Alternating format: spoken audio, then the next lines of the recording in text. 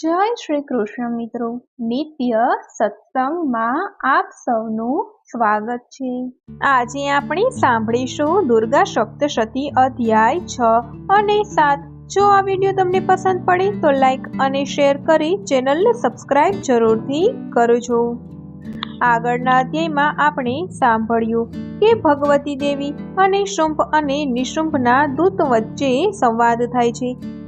દેવી ભગવતી કહે છે કે જે મને યુદ્ધમાં હરાવશે તેની સાથે હું વિવાહ કરીશ, અને આ બધું શુંભ અને નિશુંભના દૂતને કહીને તેને જલ્દીથી જઈ દૈત્યરાજને આપ સર્વે વાત જણાવવાનું કહે છે।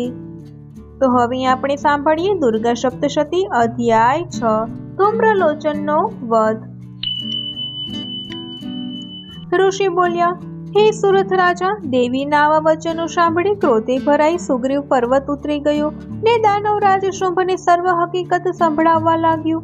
સુગ્રીવ પાસેથી બીના જાણી દૈત્યરાજ એકદમ ક્રોધે ભરાઈ પોતાના સેનાપતિ ધૂમ્રલોચનને કહેવા લાગ્યા, હે ધૂમ્રલોચન, તારા સૈન્યને લઈને સત્વરે પર્વત ઉપર જઈ એ ભાષણ કરનાર સ્ત્રીનો ચોટલો પકડી અને ત્રાસ આપી જબરજસ્તીથી મારી પાસે ખેંચી લાવ, અને કદાચ કોઈ એ સ્ત્રીનું રક્ષણ કરવા વાળો હોય, પછી ભલે તે દેવ હોય કે માનવ, યક્ષ હોય કે ગંધર્વ, તો પણ તેનો વધ કરી નાખજે।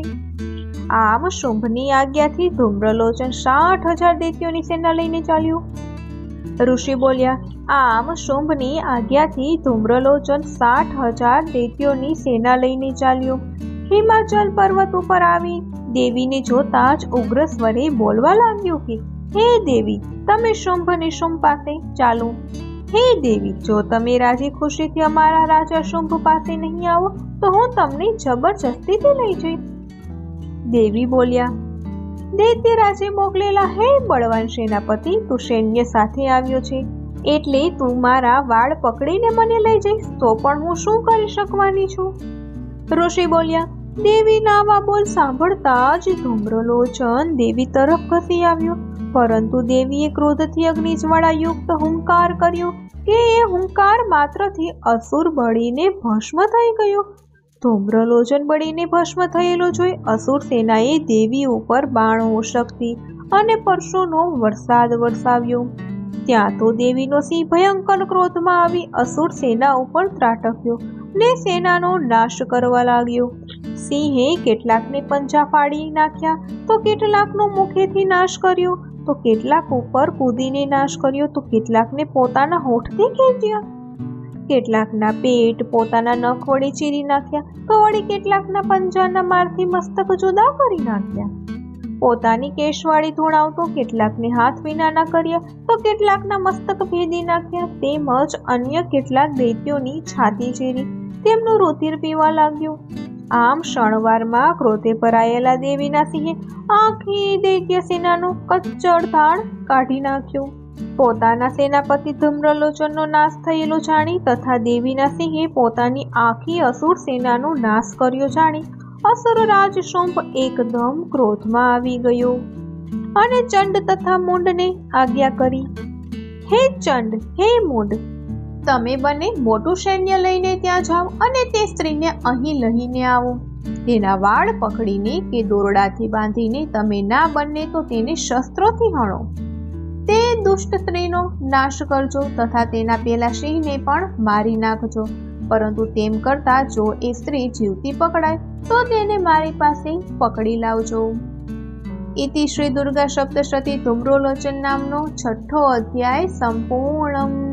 ઓમ તત્સત।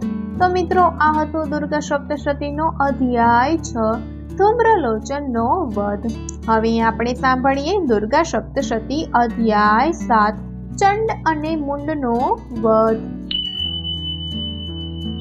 ઋષિ બોલ્યા, શુંભની આજ્ઞા લઈને ચંડ મૂંડ વિવિધ પ્રકારના શસ્ત્રો લઈ ચતુરંગીણી દૈત્ય સેના સાથે દેવીની સાથે યુદ્ધ કરવા આવ્યા।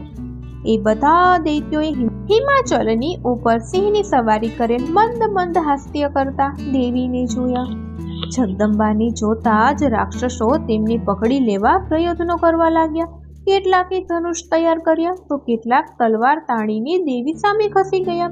ત્યાં પેલા અસુરો પાસે આવ્યા કે દેવીને ક્રોધ થયો અને તેને લઈને મેષ જેવું કાળું મુખ દેવીનું થઈ ગયું.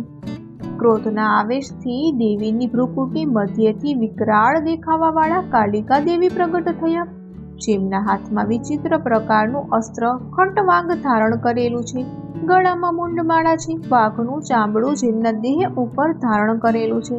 કંકાલ અર્થાત હાડ પિંજર જેવું તેમનું શરીર છે. જેમનું મુખ પહોળું થયેલું છે.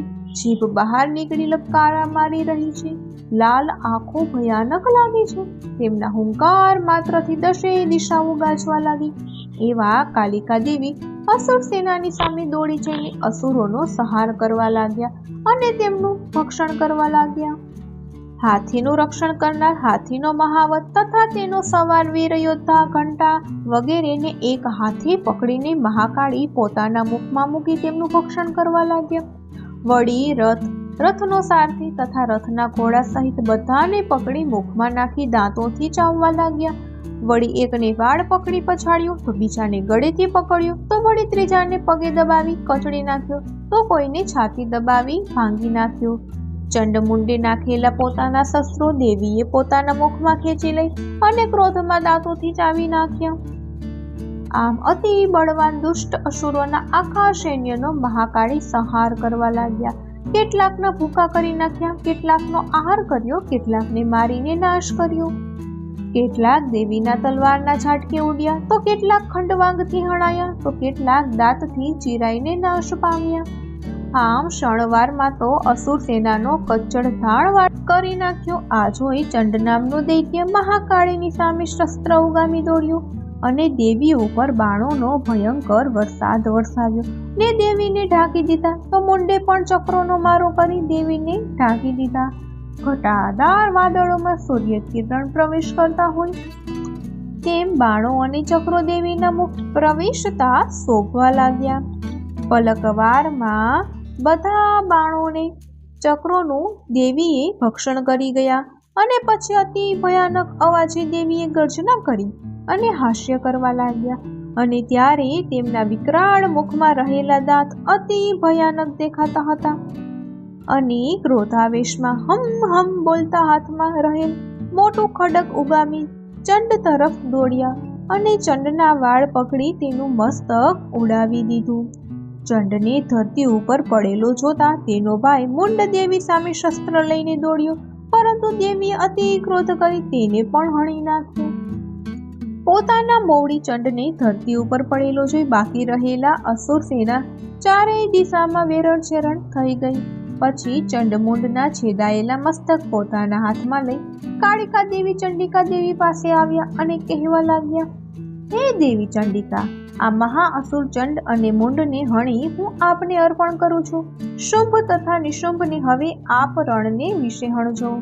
ચંડ તથા મુંડના મસ્તકોને જોઈ ચંડિકા કાળકાને પ્રસન્ન વદે કહેવા લાગ્યા, હે કાળકા, તમે ચંડ મુંડના મસ્તકો છેદી અહીં લઈને આવ્યા છો, તેથી આજથી તમે ચામુંડા નામથી સર્વત્ર ખ્યાતિ પામશો.